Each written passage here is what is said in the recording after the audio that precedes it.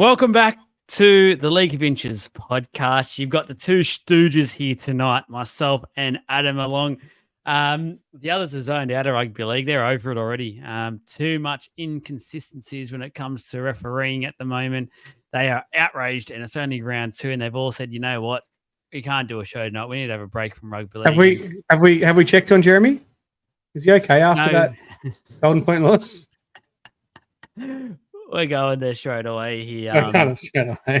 Old Jez, he did feel that one, and I felt a bit for him, but I could picture Adam sitting there with a smile on his face as that game unfolded. We'll get to it. I have no idea how Newcastle lost that game because the Cowboys didn't turn up for most of that. I'll highlight how good it was. Obviously, as been previously said, I've got a new girlfriend. It's been going on 3.5 months now. But obviously, I'm in round 2 of the footy, and she's doing well. She's made it through 2 rounds of footy without leaving me in a few trials. But she goes, "You were so happy watching Newcastle get beat," and I just want to highlight it ruins your weekend when your team gets beat. And my team obviously got beat on Friday night, and we'll get to that. But it makes it better when the team you hate the most also gets beat. Now, the team I hate the second most almost got beat as well and pulled off a miracle, but we'll get to that Friday. Sorry, that's that late Saturday night game as well. That was incredible. That was incredible. First game, we'll discuss a few of the points that we have to go all the way back to Thursday night. It feels like ages ago now. The Broncos beating the South Sydney Rabbitohs. To be honest, it looked like the Broncos were just too classy for the Bunnies. The Bunnies look like they're struggling a lot early on. There is some concerning signs already for the South Sydney Rabbitohs for mine. The Cody Walker, I don't know I feel for Lockie Ellis at the moment because there's a lot of flack coming his way. But if I'm being honest, the other senior players around him are really letting him down, I feel like. And I feel like South Sydney fans have this set way about dealing with it, and it's always Lockie Ellis's fault. They don't want to hit some of these protected children that they've got there at the club that just sort of get to do seems like what they want. But again, I thought a big game. Cody Walker went missing. He was hardly involved. And poor old Lockie Ellis gets overturned on every decision by either Damien Cook, Latrell Mitchell, or Cody Walker. And then he gets told at the end of the game it's his fault. Like, he's not being able to do anything. Like, these guys are continually overriding him. Then you throw Cam Murray in the place as well, which I'll get to, because him on the edge just does not work for South Sydney. He's one of the best lock forwards in the competition. Why you are naming him on the edge, I got no idea. There has to be someone better to just put there and let Murray continue to play his style of football that South Sydney desperately require to play that at their best. I think he goes very much unnoticed in a lot of South Sydney's play whenever they are playing well and in the fight. But what are your thoughts on South at the moment, Adam? Because it only has been 2 rounds, but I'll tell you what, I can't see them winning a game anytime soon. Well, I hate to say this, but I told you so. I had South Sydney obviously down for a slow start. I think they'll get better. And you're right, Ilias is obviously copping a lot of flack, but he's going to continue to cop that. Does Whiten come back this week, or has he got another week left? I can't remember how many weeks suspension he got last year. It seems like so long ago. I actually have a feeling it's this week. I've got a feeling it is as well. It is. So let's say Jack Whiten does come back. I've got a feeling when he does, eventually they're going to see Ilias get dropped. I'm not saying he deserves to get dropped, but as you see, he's been kind of hung out to dry. Walker will go to 7, Whiten will go to 6. There's no doubt that's what will happen. I know Whiten was obviously bought to sign in the centres, but when your team's struggling, you're obviously going to be forced to make that choice. It's probably the best thing that can happen for Ilias, because I personally believe, and I've touched on this, before, I think Walker's time is almost up in the NRL. I think he can find himself, and here it is for the first time tonight, off to the Super League next year. The thing that's been good for Walker as benefit him is, that's one. He's done the hard yards to make it as an NRL player. I want to give him credit there. But as you said, consistently doesn't turn up in big games. And they probably need to move him on. But I can't see them doing that throughout the year.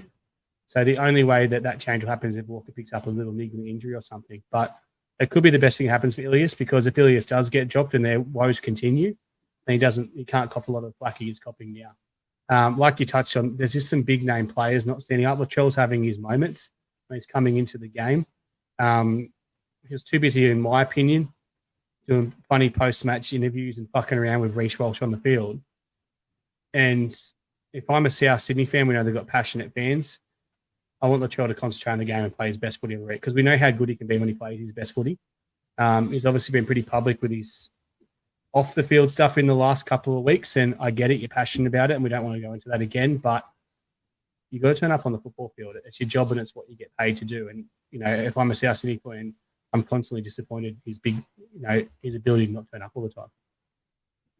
I think Cody Walker and Latrell Mitchell need to sit down, have a very, very hard chat with a couple of these South Sydney past player greats, and who sort of will, in a way, put them in their place, not take it personal or a personal attack, and actually take it on board, because I don't think they actually fully realize and understand the impact they have on this team. And the way that they turn up and play that first 10, 15 minutes has a lot to do with how South Sydney will play their game on that night. Like, I wrote down in my notes watching that game that within the first 15 minutes, South Sydney's errors were 5-2. Now, that was probably 5 errors in about 6 or 7 sets. It only went through, I think, maybe 2 sets where they actually went through cleanly. You can't be starting a game of football like that. Now, their forward pack for mine is extremely weak as well. I don't think much has been spoken about that. I think their forward pack is one of the worst in the competition at the moment, if I'm being honest, especially when Cam Murray is switched over to that edge spot.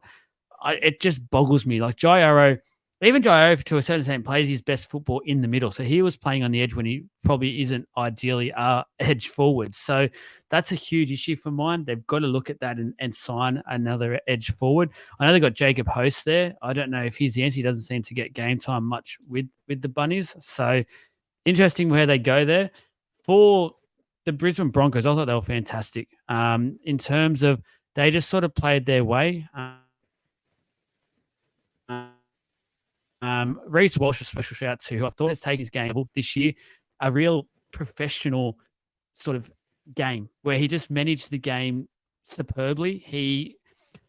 We all know what we're going to get from Reece Walsh. He's superb. He's going to make mistakes because of what he does and how he plays his football. But what I like is that this year looks like he's made a real big point to do a lot more of the kicking, to do a lot more of the organisational stuff, which for mine will only make Brisbane stronger. Well, you're right. And I guess what you always want is a player he had a breakout year last year. You want them to take that next step and improve their game, not just sit back and be happy with it. I guess, I'll touch on it first. I thought, Walsh was incredible. I felt like just their backline combined a lot better. It didn't seem as clunky. I guess some of those post-grand final nerves, but I just want to highlight how poor South Sydney were in that first half as well. So it kind of gave Brisbane, that old saying of playing a team back into form. It gave them a chance to play their way back into form, and that's what they did, and they got confidence. South Sydney weren't in that game until they scored those 2 quick tries after half-time, and all of a sudden they found themselves quite level, and they didn't deserve it, and then Brisbane just had that quality, obviously, to go on with the game. But, you've nailed it. Walsh obviously taking a step, but obviously Reynolds picking up that injury as well, so he's going to need to continue to step up. It begins. Adam's bold prediction for the year begins. So you would think that, he comes in there, Jock Madden, but we'll see what happens, obviously, with Brisbane this week. I know that Reynolds is ruled out for that grand final rematch coming up this week. Yeah, it's a big blow, and we will chat about that on the Wednesday show because that has huge implement. In a way, it would be huge, but I actually feel like the way Reece Walsh has stepped up, they might be able to cover a lot better than we probably thought they would have in the off-season. So just a huge credit again to Walsh and the way he actually has come back. It would have been easy for him to be the amount of fanfare and love he has at the moment, to have sat back in this off season and gone, you know what, I've got it. I'm shit hot. I can't do no wrong. I'm just going to keep doing what I do. But it does look like he's actually genuinely worked on his game and wants to get better as a player, which is fantastic to see. I have no doubt in my mind over the next probably 3 or 4 years, the plan for the Broncos is to actually have an Ezra Mam, Reece Walsh halves combination, with the way Reece Walsh has started to come out of this, the first few weeks of this season, which is really dangerous to think about those two combining. But interesting to see where we get to with that one. The next game for mine was a bit of a snore fest. It was a bit of a hard one to get through, the Cronulla Sharks versus the Canterbury Bulldogs.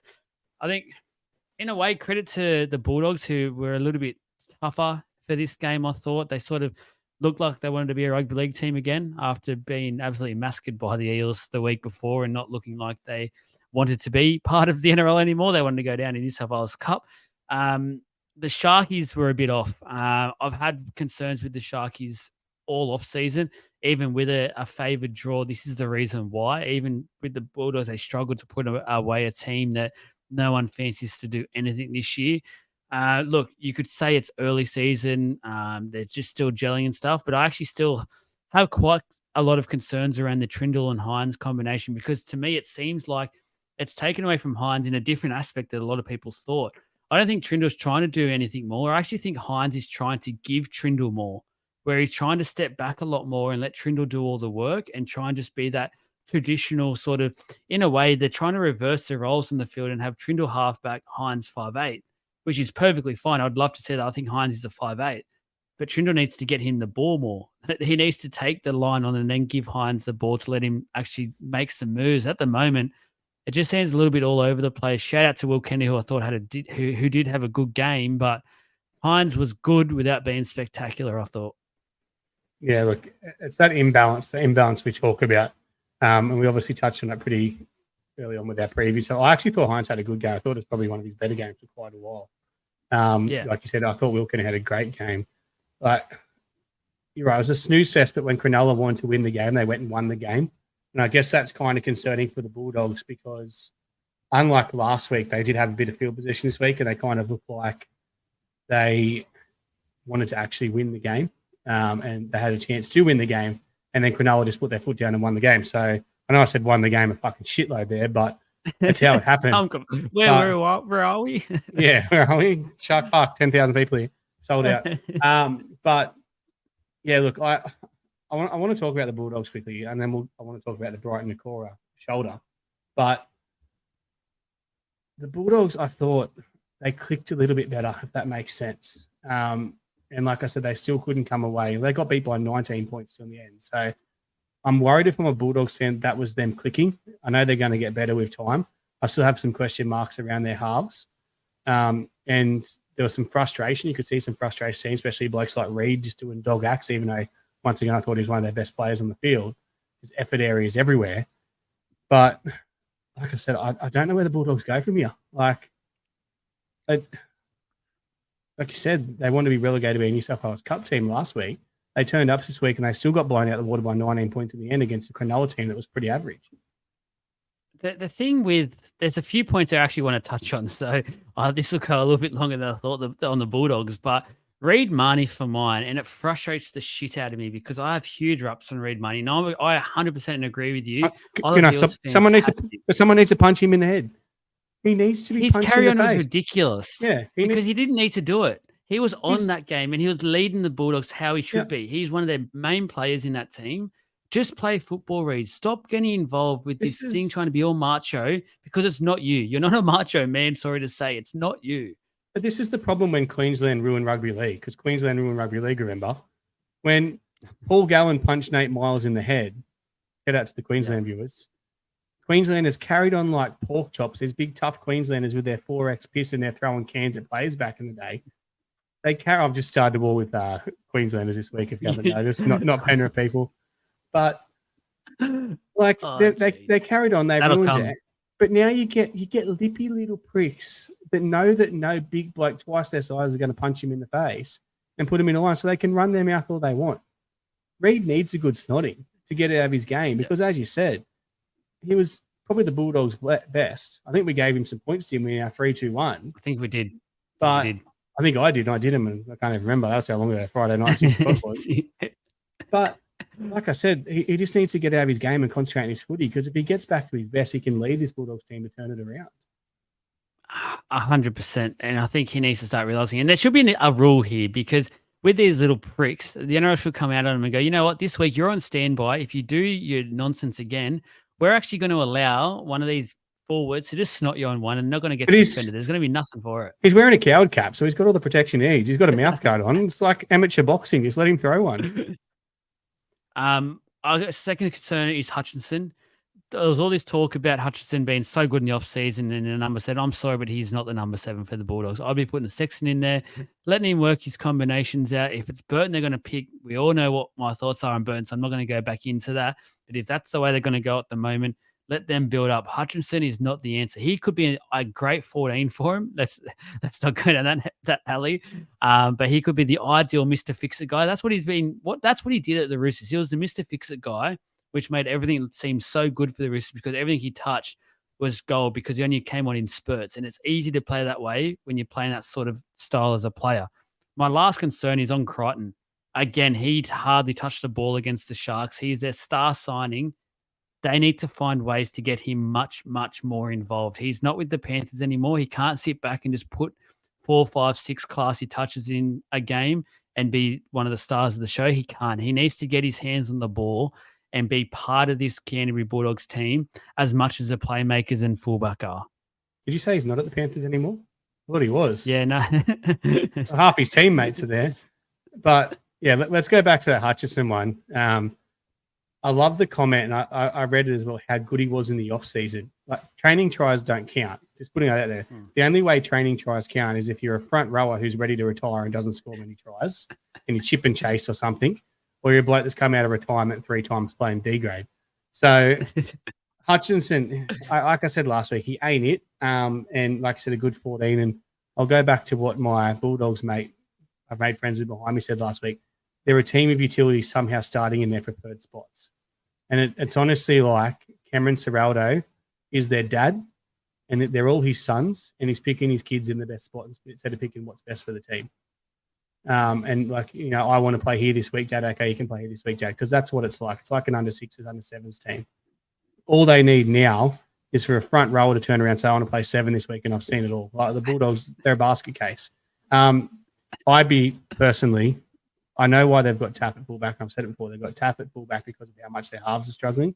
I'd be considering moving Taff to 5'8" even. Burton at 7. I know we think Burton's a centre. Crichton at fullback. Some pretty easy solutions to reshuffle around there. Even Hutchison at 5'8" if they need to. Like, I don't know.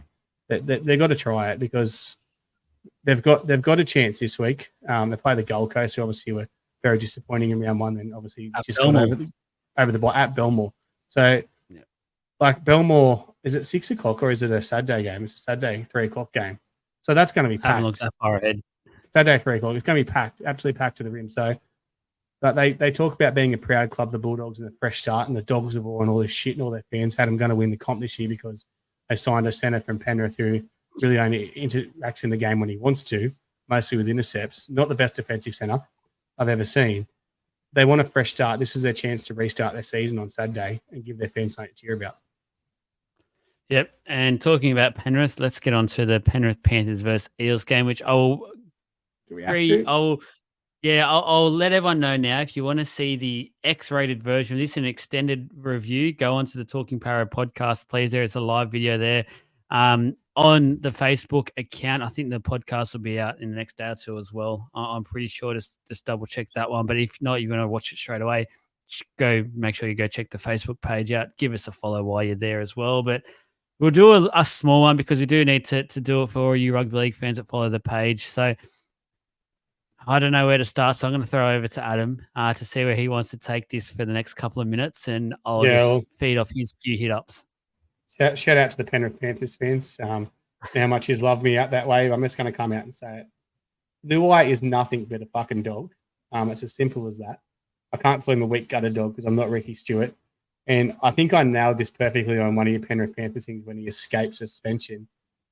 I can't wait till next year when you hate him as much as the rest of the NRL does. Because the shit he does on the field, like we'll go by the rules of the book and not Parramatta supporters. HIA, when a player is unlikely to return from the HIA due to an active foul player, and the player is placed on report, the player should be sent in for 10 minutes.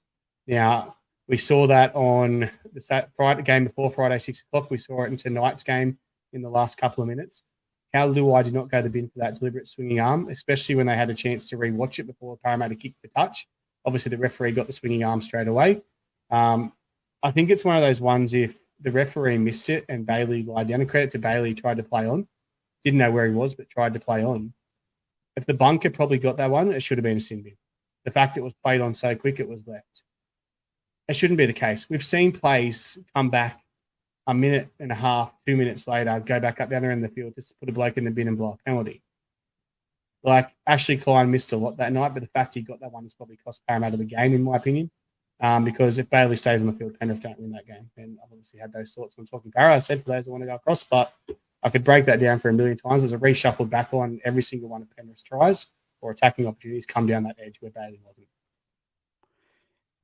It's an actual joke. The fact that Luai was able to stay on the field and didn't receive at least 10 minutes. Bailey's out for not just that game, and the next game as well was completely knocked out. He didn't know where he was, what happened after the game. He didn't know about the incident. So that's shocking. The fact that a player got into that kind of a state. People are saying that he fell into it. No, he didn't. There was literally a closed fist from Luai, who knew exactly what he was doing. It was shown on replay at the game live, and the camera panned straight to Luai, who was laughing with Teo about it. He knew exactly what he did.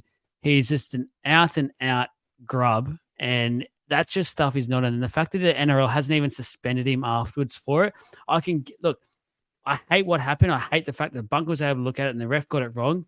You know what, though? I can accept it in a way. I can go, you know what? They're both human, no worries. But for the fact that the judiciary is able to look at it, suspend Nakora for 2-3 weeks, whatever he got, and just say Luai was zero for either that or the tripping charge, you're off your absolute head. That is an absolute joke to the NRL.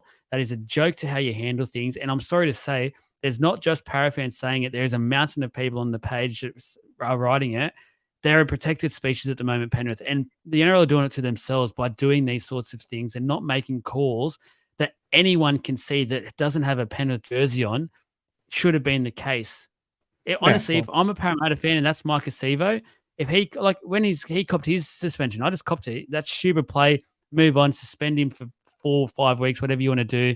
Move on, it's done. If that was a Parramatta player doing that, I'd say, yep, wear your punishment. You deserve it. Low act. See you later. But to go out and try and make excuses for that behavior is absolutely disgusting, in my opinion. You're right. They need to change their name from the Penrith Panthers to the Penrith Black Rhinos because their endangered species is being protected. But the fact that you watch that back, and this is the thing that got me, and I'm not about conspiracy theories, but the fact that Penrith have won 3 comps in a row, obviously, build up a bit. They got a fucking tough start to the draw. I'll give them that much. It's like they wanted Penrith to win because the replays of some major incidents weren't shown much as well on TV. You could see, I'll give it, obviously Bailey takes a hit and lowers his head a bit. There's been so many of them over the years. He lines him up. Many of them been sin bin. He stiffs the arm. Well, I'm going to say this much. If that game was at Parramatta and Bailey laid there motionless, and if he doesn't remember the game, he wasn't far from being completely knocked out. It's a send-off. If they have time for him to lay there motionless and watch that replay as he's being treated. I mean, we obviously don't want Bailey to be any more hurt, but let's say he had to be carried off in that situation. The way that he got his arm, and it was a stiff arm, classic stiff arm, stiffened it up, he would have been sent off at Parramatta. Look, on the game itself, I'll say credit to Isaiah Yeo, who I thought was huge on the night for Penrith Panthers. That's 2 weeks in a row now where I thought he's been probably, if not Penrith's best, definitely in the top 3. And I thought he played a big part in making sure Penrith won that game because let's not forget, 71% possession, I think it was, for the first half Penrith had, and they were still behind by 2 points. That's something that for mine, Ivan Cleary should be looking at going, oh, I'm going to scratch my head a bit here and we need to definitely improve on things. It's very, very early. We know what Penrith are capable of, so I'm not going to say anything like they're struggling or anything like that, but there's definitely something that I think Ivan Cleary want to work on. He seemed a little bit worried, Cleary, in the press conference after it. Didn't seem very happy with it. So I think, his comments were, we got a bit lucky with the Parramatta having to reshuffle their backline. He knows all their attacking. And that's they're a long way off the team they were last year.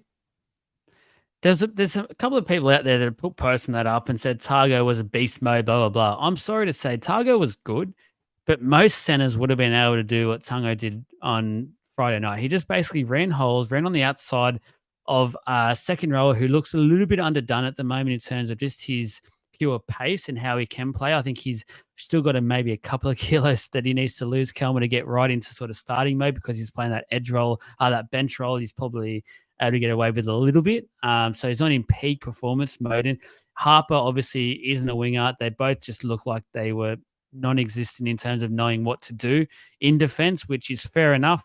But Targo for mine wasn't as great as people are talking about. Most people, and I said it, I think in the comment, could have been able to produce that. He was up against an edge defense that was arguably, and I hate saying it as a Para fan, it's probably the worst edge defense you'll see this year. So it wasn't great. No, it wasn't. It was obvious to all of us, but I'll give credit to Parramatta and how they kind of, I wouldn't say they fixed it towards the back end of the game, but they conceded a few tries down there, a couple of tries down there, but they seem to just kind of allow the spread in the end and back their goal line defense. Let them make those moves and back their goal line defense. And like I said, we can talk about the refereeing things and the fuck-ups on this game all we want, but we just seem like whinging Parramatta fans. But I come out of that game, let's say if I was a neutral, I'd be more concerned as a Penrith fan about that game. As a Parramatta fan, I come out proud of that game, and I come out expecting us. I'll be disappointed if we don't finish top 4 now at the end of the year. Yeah, shout out to players like Gutho, Dill Brown, who I thought were very good. Hopgood against his old club was very good as well. So some definitely good sign. What about the number 9? Lussick was very good as well. So people will know I've said some things about Lussick. Look, I will still stick to it to a certain degree, but for what he's producing at the moment, we are getting value for money. So well done there. Moving on from that game, because as I say, guys, if you want to see the detailed version of that, just go over to the Talking Para podcast, find it on Facebook. The Raiders versus the Tigers. It was a very weird game. It was the Raiders sort of, it was the start of a Super Saturday, which I was pretty excited about watching because I thought the 2 games after this were really good looking contests coming up. So it was hard. The Raiders looked like, to me, at certain points, they could have won this game by 50. It was as if they sort of stopped after they got to their 12-point lead. Tigers came back a little bit. Huge props to Lockie Galvin, who I thought looks absolutely fantastic for the West Tigers and a huge bright spark for them moving forward. I think he's a lock-in for that jersey for the rest of the year. He was that good. The rest of the Tigers players, you got to step up. Like Buller was decent as well. Probably their 2 youngest players on the field were the 2 that looked like they wanted to play football. I thought Appy had a red hot crack as well. I think he might be one player that regrets his life choices. The ones that the Bulldogs don't. But just on this game, like we've obviously got Canberra finishing down the bottom of the table as a highlighter. They're 2 from 2 now against Newcastle. It's not a good start for Canberra, even I know that sounds weird, but even though they're 2 for 2, this was like a training run for them. It was like they're at 75%. I guess the worrying thing, if I'm a Canberra fan or Canberra coaching staff or a Canberra player, the Tigers tries when he said they kind of come back into this game, they were pretty soft when they got it back to 14-12. And that's some worrying concerns for Canberra right there, because when they come up against a top team, I feel like, they've got the Warriors in New Zealand this week. Canberra could be the first team, I reckon, to go 2-0 then get beat by 50 in New Zealand, because there's going to be some angry men in New Zealand this coming Friday night, that's for sure. But look, on the Tigers, I know they're obviously the benefit of having the bye the first week, but they didn't look like they were ready for first grade football, an NRL match. And I guess the thing for them is it's not going to get any easier. Like, they've got Cronulla this week, and Cronulla obviously started the year 2 from 2. And then obviously that Easter Monday game the week after, which they always turn up for. But if they don't turn up, there could be a couple of absolute hidings for the Tigers. Yeah, I agree with that one. As you said, it is a tough one to be going over to New Zealand this weekend. You would not want to be that team doing that. And like for the Raiders, they were good in patches. There was some really good, like again, Morgan Smithies for mine is just fantastic. He just personifies rugby league. He's so tough. I seen him marshalling the troops. I think they had back-to-back defensive sets on their line, and he was the one actually yelling around, talking and stuff. He was shown on the footage. So that sort of stuff really impresses you from a new guy that's just got to the club. They won't get a try like they did against after the tap, short side ruck. All the good teams will be onto that. They won't get that. Bud Sullivan was basically non-existent. That's why he got culled off the field straight after that one. So read into what you will. It was a bit of a hard game, to be honest, to get through, because I was looking forward to getting to the next couple of games. Ethan Strange, my final shout out for this game, the 5'8" for the Raiders. It just like there's all this talk that all the senior playmakers are retiring soon and there's a big gap to fill. I think both 5'8" showed that there is some quality coming through. Would not surprise me if these 2 guys, it's very, very early to say I don't want to put any pressure on them at all, but they could be demanding some big bucks over the next couple of years. It could be very, very much in demand. So they were both very classy. So well done. Yeah, for sure. I guess the impressive thing, which I touched on last week, was the game against Newcastle was Strange. Boggy did such a good game of letting Strange just settle in, do what he had to do, which gave him the ability to obviously step it up in this game, which no disrespect for the Tigers. And obviously it was a home game as well, but was a much easier game for him to play, even though Newcastle were ordinary the week before. Can we segue to Newcastle now? We're getting there. Yes, we can. Jez, I will start by saying I did feel for you, and you will have a right of reply to whatever is said next on the Wednesday live show. I felt for him as well because they're just ordinary Newcastle. Like, you know, in the first half, they were good, and the Cowboys were incredibly ordinary. But, like, it just wasn't a good quality game. It's as harsh as I can say it. Like, everyone's saying it was a great game because it's close. Yeah, great games are close as a neutral. But you've got 15 errors for the Cowboys and 12 errors for Newcastle. Now, unfortunately, for the Knights loving fan, Jeremy, the Cowboys errors came mostly in the first half. And then the Knights errors came in the second half. The Knights conceded 10 penalties, a lot of which were in the second half. We're not going to go into that. Jeremy can talk about the ball plan on Wednesday night if you want to. And they missed a lot of tackles. Like, the Knights just, after the way they played last week, they come out quite well in the start of this game. And they cost themselves. It's as simple as that. Like, the Cowboys obviously played a bit of razzle-dazzle and got themselves back in the game. I thought Valentine Holmes was quite good in that second half, especially looked dangerous. Dearden was excellent in that game as well. And, well, in the second half, I can't say the game. And, yeah, it was just, like I said, it was both of these teams aren't playing finals football. That'll be my final say on the game. Yeah, Dearden was classy. He had some classy moments. He's clearly the future number 7 at that club, the way he's playing and the way he's basically running the show there. No doubt Townsend's final year at the club, he will move into the 7 and maybe Clifford will go to the 6, but I'm not really sold on Clifford, as I said this morning in my quick recap video. See what happens there. But the thing with the Newcastle Knights, they did come out very well the first half, which was expected after the abysmal showing round 1. Their second half start was atrocious. I don't know what they were thinking, but they came out the second half as if they'd already won the game. And the Cowboys just ran over them in that first 5 to 10 minutes and basically won themselves the game. That's where Newcastle lost it. The big thing for the Newcastle Knights, and we keep saying it, and I think Jez is finally on board here, their halves are non-existent. They cannot control a game to save their life. Gamble is an absolute passenger, and I'm just going to start calling the spade a spade here. He's a flog. Is that what you're going to say? Oh. He's atrocious. He has done nothing so far this year, and I'm sorry, Adam O'Brien, but you have to make the call this week to have Jack Cogger in that 6 or 7 jersey, because when you needed someone to take the game by the scruff of the neck and control things, the best guy you have at your club to do that was sitting there on the bench. Now, once again, we're seeing he come on and play hooker. He is not a hooker. Why you continue to do that, I have no fucking idea, because he is not a hooker. You signed him at your club at the time to take over the number 7 jersey. Whether the Newcastle Knights got to the finals, got to wherever they got to, is irrelevant to 2024. Adam O'Brien, stop living in 2023. It's a brand new season. There's much more pressure on Kalen Ponga now to produce. You need someone who's going to take some of that pressure off and actually play some football and back himself.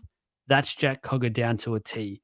Play him this week, or you can pretty much count your finals goodbye. I'm not going to say much else because I've got to walk the streets, but you've nailed it.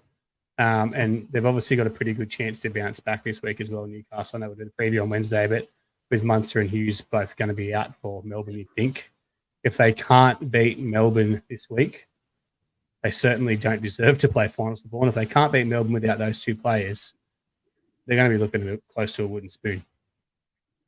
They will be. Talking about the Melbourne Storm, they versed the Warriors, and it was the best put-down finish I think I've ever seen. Xavier Coates, that was ridiculous. The way he positioned his body, he leapt like 5 meters before the line, it felt like, just to make sure he could get up, sort of take the hit and make sure it wasn't as strong, because Dallin had to reach up a little bit and he couldn't get his full body weight into it. Like, there's so much technicality we could get into for that play that would probably bore the death out of everyone listening. But there was so much to that play, which was absolutely sensational. They had no right at all to win that game. The Warriors' second half was some of the best football and some of the best game management you'll ever see. How they lost that, I'll never know. I really felt for them. They deserved that win. They looked like they were going to cry in the press conference. Andrew Webster and Tohu Harris just looked so down. And as you said, I do not want to be versing them next week because they're going to come out fired up deluxe and just they'll go out to kill. There will be that look in their eyes. But kill. It was ridiculous. Like all I can talk about in that game was the fact that Pappy's back. He looked sensational once again. It was great to see, and just that put down was just ridiculous. You're right. I think you nailed it perfectly. I think that was the best put down finish since the end of Marley and Me. Except this time it wasn't us crying; it was the Warriors fans crying. So look, I want to touch. What was that? You haven't seen Marley and Me? No, what is it? Oh, fuck, everyone else. A TV show? Explain it. It's a movie about a dog that gets put down at the end. Oh, I've heard about it. I haven't watched it. I don't. Yeah, no, don't watch. Yeah, no, dog movies are sad. Look, I want to touch on the Warriors quickly. Like I said, the superb second half. It seemed like the Warriors finally shook off the nerves, I guess, the expectation of the season, which I kind of told you I feel like they seem to struggle with.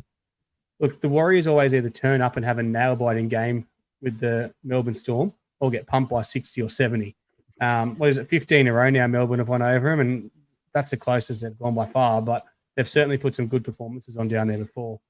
I guess the disappointing thing was this game's usually an Anzac Day game. I think they've got a home game as well, don't they, the Warriors this year on Anzac Day? Because I know that's usually the traditional game they play down there. Obviously, they've gone away from that this year. So they will be versing the Storm on Anzac Day, but it's now been moved to New Zealand to let them have a go at doing it all, representing. Obviously, Anzac stands for both Australia and New Zealand. So I think the game wants to give New Zealand a go now with everything that they've gone through the last few years. They're actually playing the Gold Coast Titans on Anzac Day. But... Are they? Yeah. Oh, they're versing the Storm. Don't I just looked there. No, Storm playing South Sydney on Anzac Day. Oh, that's a disgrace. Yeah, 100%. It should be the roles reversed. I agree. Yeah. Anyway, glad we got to that point, but just on the Warriors, like I said, Melbourne had no right to win that game, but it's a classic Melbourne thing to do. They just keep keeping on, don't they, Melbourne? Fanua Blake was huge once again. I questioned if he'd be all 100% in this year with leaving next year. I can't question that anymore. He clearly is. He wants to do something special at that place this year, and he's so damaging. It is actually ridiculous to see what he does week in, week out. He's so dangerous. Last one, just on the Storm, Jerome Hughes. I want to give a special shout out to his last 2 weeks. I think he's been sensational. A lot of pressure has been on him with no Cameron Munson. I think Grant's been a little bit quiet for his standards as well.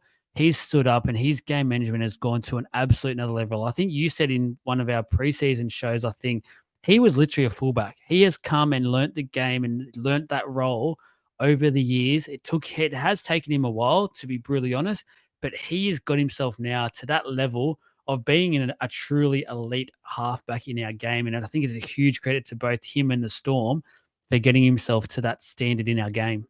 Yeah, I had massive question marks. When he used to get the raps, I just didn't see it. I honestly didn't see it because he always had Cameron Smith there or someone like that making it easy for him. And like I said, it's taken his time to adapt, but for him to come out and play the way he is, obviously without Munster there, shows how, I know Harry Grant's quite a handy hooker as well, makes it probably a little bit easy for him, but his game control has gone to another level. And I said, unfortunately for Melbourne this week, he'll be missing due to, I'd say unlucky, but probably stupid as well. Like he didn't need to come through and shove the referee like he did. He had to run into the referee, hands up, and fall over, and it's a neutral infringement anyway, so they're never going to get a try off it. But it was a weird one. Yeah, as a brain snap, dumb choice. I want to touch moving on to two of us to share quickly, can we? Yeah, go. Just attackingly, I thought, like, obviously brilliant, back to his brilliant best by far. Didn't think he did a lot the week before. Obviously, the young fullback played quite well as well, so you can't see two of us going to fullback. Tuapicky. I don't even bother with the Kiwis' name anymore. Can't get them right. Sorry to our New Zealand listeners. But just some odd choices as well. Like he was trying to, I wouldn't say cost him in there. There was a crucial error at the end that gave Melbourne a bit of attacking possession when the Warriors kind of had the game wrapped up. And I think Roger, I know he's going to have these big moments, but it's like he's trying to justify the player he was and the player he can be again, and probably trying to force his hand a little bit too much at the moment. Like I said, we obviously do our 3-2-1. I did it for this game, I believe, and I couldn't give him any points, even though he was excellent. But I think probably 2-3 weeks' time when Roger Sell's back in, we're definitely going to see the best of him. And unfortunately, as we said, for this week coming up for the Canberra Raiders, it could be that week he turns one on. Yeah, I think he's slowly getting back to the RTS that we know. There's been some glimpses of it the last couple of weeks. And as you said, it would not surprise me if he ends up landing 2 or 3 tries this week and absolutely explodes onto the things. And we see RTS sort of back in a way. So today's games, the Manly Sea Eagles defeating the Sydney Roosters. I was going so well in my tipping until today's games happened, but that's another story. I was all right. Credit to Manly for getting this done. They're a seriously dark horse in this competition at the moment. I think they're playing some really good football. Credit to Luke Brooks, who I think has just turned the corner massively and is a completely new player than the one that we're used to pulling on that West Tigers jersey. It just shows you how bad that place is to work at, to play at the moment, that West Tigers place, unfortunately. But huge credit to him. He looks like he has a brand new lease on life, a brand new player, and it's such a good signing for Manly. I think that combination with Cherry Evans and Turbo is working so well. Turbo's getting his involvement is really good at the moment. I feel like that's the best part of his game. He hasn't produced any magic yet, but I didn't want to see that. I wanted to see him do what he's doing at the moment in that workhorse sort of effort on effort sort of stuff. And that's what we're seeing from him. And to be honest with the Roosters, I've got to say credit to James Tedesco as well, who's doing the exact same thing. There was people talking about he needs to sort of give up the game in a way. He needs to forget about rep footy, blah, blah, blah. He's past it. Going off his first 2 weeks of football, he's nowhere near past it at the moment. He really wants that jersey. He wants to keep it. He wants to keep the captaincy at all levels. And credit to him, he's come out and had a huge offseason, obviously, and he's playing like he has. Yeah, for sure. Like I said, I want to first of all say I've been trying to spit this out and I can't spit it out now because I'm about to come up with something else, which I'm going to hit you with at the end, all right? I'm going to hit, after we go through our games, I've got about 3 or 4 questions for you. I've seen you answering your questions on Instagram. I want to fire them at you and get your answers. First, I want to say a sold-out Brookvale Oval on a Sunday afternoon. Is there a better side in rugby league? We know, obviously, Manly, a club that everyone loves to hate. Never really hated them. I'll hate them if they beat us next week, but never really loved to hate them because, I wasn't born in the 80s, but it's such a rivalry. But a strong Manly is good for rugby league, that's for sure. The Battle of the Birds, I thought it was an awesome game. And like I said, I thought it was kind of a finals game despite Luke performance. The Roosters, look, it's happening again. I had them at the start of the year as a team to beat. And I kind of said, look, I think they'll struggle early on with their balance. They'll come good and finish in that 5th spot, but could be a chance to win the comp. I think they're a long way off at the moment. I don't know what they need to do. They've got everything there on paper. They've got the team on paper. They're surviving, as you said, on the back of Tedesco at the moment. Tedesco's big moments, they are surviving on. It's just his effort areas. He's always been that skillful player, like the stepping, obviously, his agility and stuff. We know where I think of his final pass, but it's just his effort on effort lately. It kind of reminds me of Gutho in a way. Like Gutho's biggest praise is the effort he puts in. Tedesco's is putting himself in. People go, he puts himself in the right spot. So, let's look at that try he set up for Dom Young today. He put himself in that spot. It wasn't luck. His gameplay and his ability, he gets there. So they're surviving on that. Manly, I'm super impressed with Manly. I'm nervous for next week, but I'll hit you with my question about Manly at the end. Cooler was sensational as well. He looks like he could be arguably the best center in the game by the end of this year. He looks that good. There was a lot of talk, and myself included, who would have loved to see him get a shot at fullback, but he's making that center position his own, and he's so dangerous. I reckon any center that's going up against him week in, week out is having nightmares before that matchup because his form's ridiculous. He's come back from last year's form where he started to really set the world on fire late, and he's just brought that in. He's so quick, so good. It is fantastic to see. Quick special shout out to... I know you've mentioned this one before, so I'm going to ask it to you now. Is Croker the most underrated hooker in the game?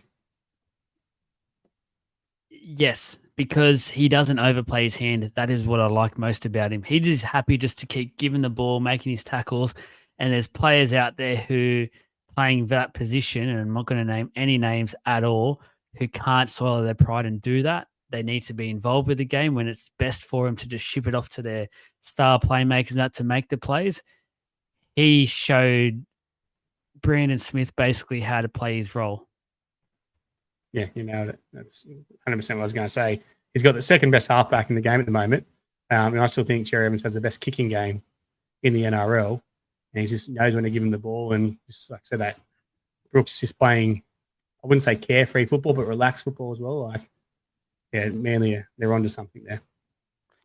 2 shout-outs I want to do before we move on from this game. 1 to Nathan Brown, obviously an ex-Eel. I thought he's been tremendous so far off the bench for Manly and giving him exactly what they need, which is that extra punch after that 20-25 minute when the game sort of taken their first sort of breath into things.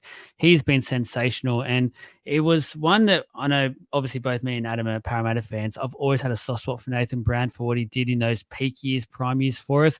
Obviously, things have fallen away, and it's been one of my big things with Brad Arthur. He can't swallow his pride and move on with things. I feel like there was still a sort of, we I don't know Ian the best way to say it, but it would have been nice to see him stay at Parra. I know he did like the club. But we do have other players moving on, so I'm not going to go into that one. But I just think credit to him. He's playing a great role at Manly and doing a great job. The player that I think is opening up a huge can of worms this week, and I'm going to put a post out about the next couple of days to keep it your thoughts and make sure you go onto that post. Luke Keary, I have serious concerns about where he's at as a football player in this Sydney Roosters side because he was all over the shop today, and for his role, and he's supposed to be the senior figure there, Sam Walker was almost non-existent today. I did not notice him at all because I felt like Luke Keary took over once again. Last week was 2 weeks ago in Vegas was completely different. It was Sam Walker's team, and they looked so much better for it. This week, it was Luke Keary's team, and he was trying to force shit. He was just, they'll come out of their own end. He was trying to force these 3-on-2s and stuff that just weren't on. He was hardly taking a hit where he needs to take the hit. He looked like a scared football player again who doesn't really know if he wants to be there. And that's just harsh, I know. But the Roosters are a better team this year when it's Sam Walker's team. He just needs to be given the team the license. Luke Keary needs to just chime in whenever and play the traditional 6 role. He cannot keep playing like he did today because it does not work anymore for the Roosters. Yeah, there's the biggest criticism of him the last couple of years, the balance issues. Obviously, when Walker had that breakout year and Keary wasn't there, it's been a problem ever since. They seemed to get it right at the back end of last year, and they went on that run and into the finals. Obviously, week 2 of the finals, they got beat by Melbourne in a close game. Again, Walker's team, exactly right. They got the balance right. There's no point having a bloke like everyone goes. There's no difference between a 7 and a 6. You look at the good teams and the top teams, and the teams that have been consistent. There's a massive difference between the 7 and 6. Look, like probably Melbourne, not so much. That's just the play that Cam Munster is. But like I said, with the super coach they've got, it doesn't really seem to matter who they've got on the field. But they need to get it right, or it's going to be another year where they've wasted the first half of the season again. And like they make it, they'll run home. I've got them finishing 5th to 8th, the Roosters, but they make it harder for themselves. If you finish 5th to 8th, it's obviously harder. You've got to play every week of the finals and constantly get yourself up on that run home as well to obviously finish high as you can. Yeah, I'm with you. I have no doubt they'll get it right, and they'll make the top 8 and be a finals football team and be right in this competition to win it. I don't know what it is. It just feels like to me still either Trent Robson or someone higher up in the club still doesn't rate Sam Walker fully, hasn't gone all in on him, and that's all they need to do. Just go all in on the kid. He can play football. He's up there and being touted as the next halfback for the Queenslanders once DC retires. Just let him do what he needs to do. It worked in Vegas. There's no need to change anything. Dolphins versus the Dragons.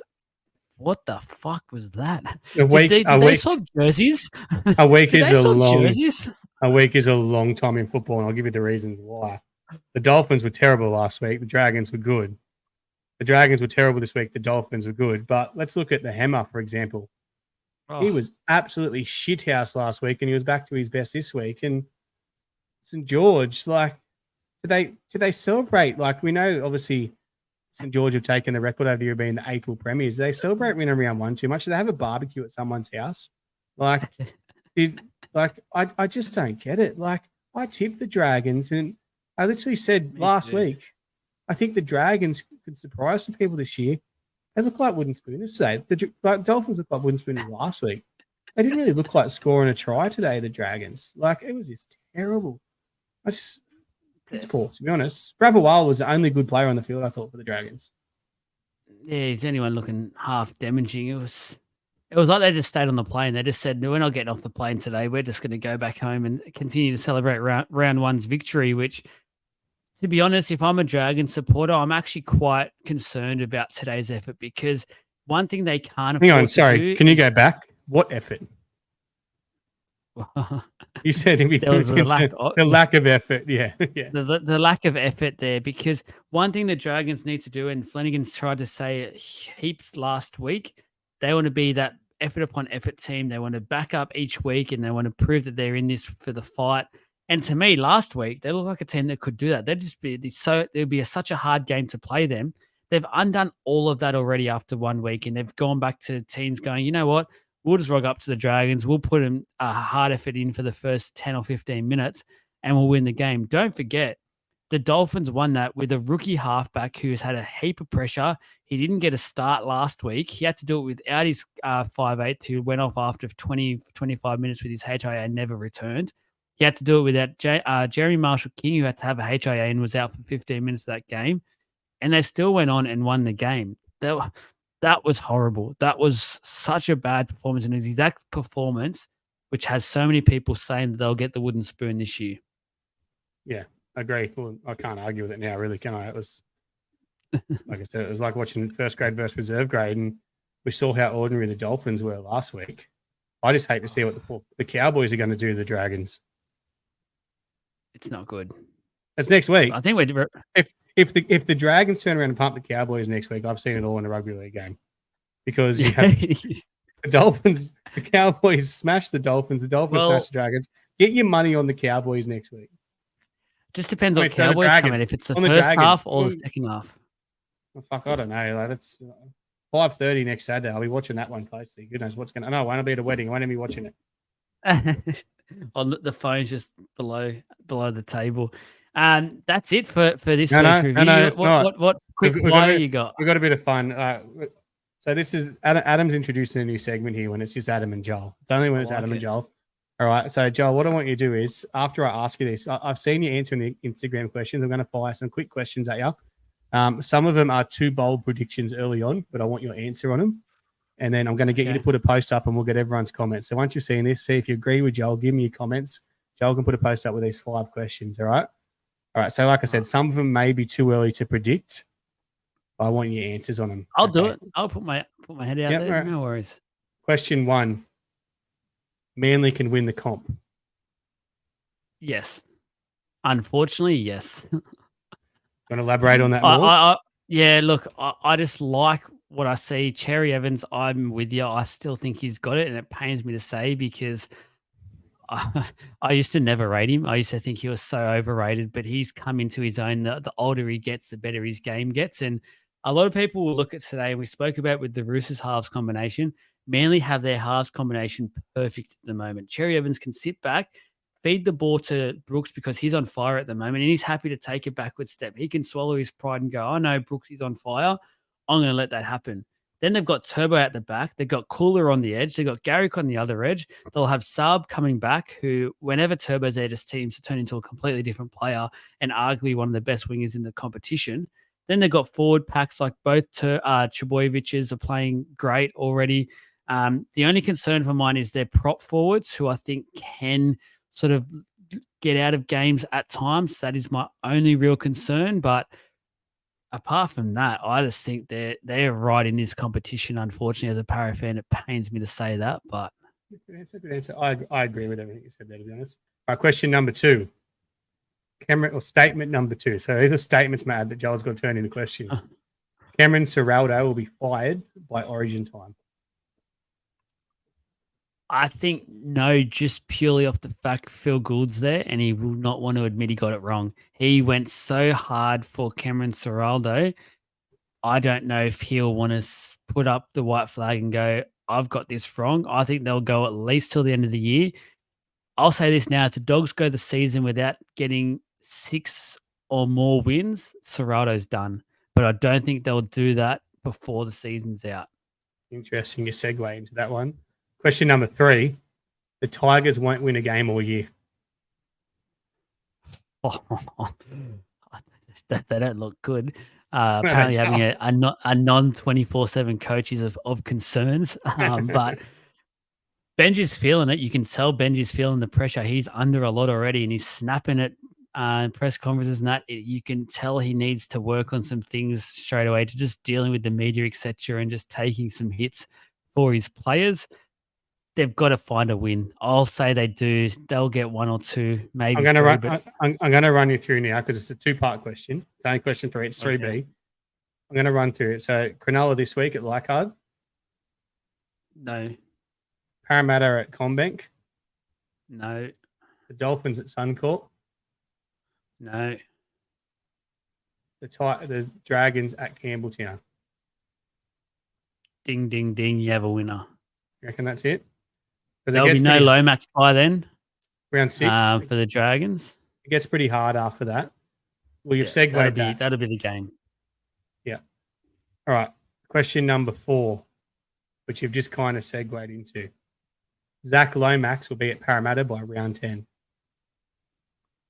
I think so. Parramatta still have money in the cap. They've still got spots available. Where there is smoke, there is fire with these sorts of things. He clearly is unhappy at the Dragons, and they would be silly to have this as another Ben Hunt saga. Zach Lomax isn't as important as Ben Hunt was to the club. He's not the face of the club. So if he is that unhappy, you just have to move him on. As a Para fan, would love it because I rate him as a player. He could move into that other centre position alongside Will Penasini. That's arguably one of the best centre combinations in the game. So yeah, I would love to see it, and I actually do think it will happen. Right, final question. Sorry, not sorry. The Knights season is over at round 2. I do. I think so. And to be honest, I don't want to call him out too much, but I think they went way too early on Adam O'Brien and his extension. It wasn't it a 3-year extension they've given him or something? Yeah, based on 10 games. It's too much, and this was always going to happen. And obviously we've already spoken about it on this show, but Cogger just has to be in that halves pairing. He just is. Swallow your pride, move on, make the call now. I think their season is done. I've got one more because I chucked one in I wasn't going to chuck in, which was the Zach Lomax one. I've got one more. I need you to get your phone up for this one, though. You got your phone there? Oh. Get the NRL ladder up. Fucking million notifications, but that's all right. Yep. Yeah. The question is, 4 of the current top 8 will finish in the bottom 5. 4 of the current top 8 will finish in the bottom 5? Yeah. No way. What you're saying, man? Answer the question. Nah, no way in the world. I don't think 4 of the current top 8 will finish in the bottom 5 this year. I don't think. The way the Raiders are playing, I don't know if they will. They might put egg on all of our faces. I think yours is the biggest because you had them as a wooden spoon. The Cowboys are still a concern for mine, even though they are sitting second.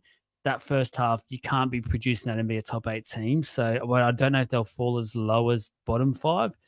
The Sharkies, concerned, but again, I don't know if they'll fall as low as bottom 5. Manly, I've already said the way they're playing, they'll be in the top 8. Same with the Storm. Dolphins are probably the bottom 5, so that's 1. Eels and Roosters should be in the top 8 as well. So I only think 1 of those teams. I asked that one for you because I can see the 2 top teams, the Dolphins and potentially one of the others, having a bad run. Like there's a couple of teams in that top 8 at the moment that rely on players. Obviously, like we just touched on how good Manly can be. Obviously, made the statement, you think they can win the comp, but they lose Turbo, they're a big chance of sliding as well. I know he's not doing a lot at the moment, but we know how important he is to their football team. And I guess the same goes, I know it's my team, but for Parramatta lose Mitchell Moses. We see him starting to struggle. They can slide. The Roosters are probably a couple of injuries away as well. So Melbourne is starting to get their bad luck as well now. So just a statement I thought I'd bring out. That's all. No, I don't mind it. I don't mind that little segment as well. That could be something that hits off. So gives us some good additional content Talking ideas points as well. Talking points. Oh, love a good talking point. But that's it, guys. Adam put into Eddie Maguire in there. I loved it. My heart rate was up. That was very, very nerve-wracking. I think we should start doing that for money. Might have to do a phone a friend moving forward for that one. But that's it. Let's do a Wednesday night trivia. Trivia questions based on the round it was. Yeah. I think we will. I think I'll bring that in. Perfect idea there. But Adam did mention it, guys. Make sure you do give us a follow on Instagram. Follow us there. And after every game, there'll be a post up. You can put your idea or your comments in how you thought the game went, and you will feature on the day after show about just a quick fire recap. Wednesday show will be back, guys, live. It was huge last week. Let's keep that momentum up. Please make sure you get around it on both YouTube and Facebook. We really appreciate it, and you make the show so much better when you're all part of it. Last Wednesday was a cracker. Yeah, Adam will I'll be wearing a hat on Wednesday shows. Yeah. Adam, I haven't asked Adam yet because I want him to have his say on the Wednesday show around that same crew again. So he'll be back and wanting to have his say on that. Last 2 or 3 minutes. If you haven't watched it yet, make sure you go to YouTube or Facebook, watch the last 4 or 5 minutes of that show. Some of the best show podcasting moments you'll ever see. So thank you again, guys. Please make sure you like, subscribe, however you are watching or listening. We will see you on Wednesday. And actually before that, the Super Coach review show will be out on Monday. Probably Monday afternoon, if not Tuesday morning at the latest. And our team list Tuesday Super Coach will be Wednesday morning as well. So lots going on this week. As always, we'll see you all Wednesday. See you guys.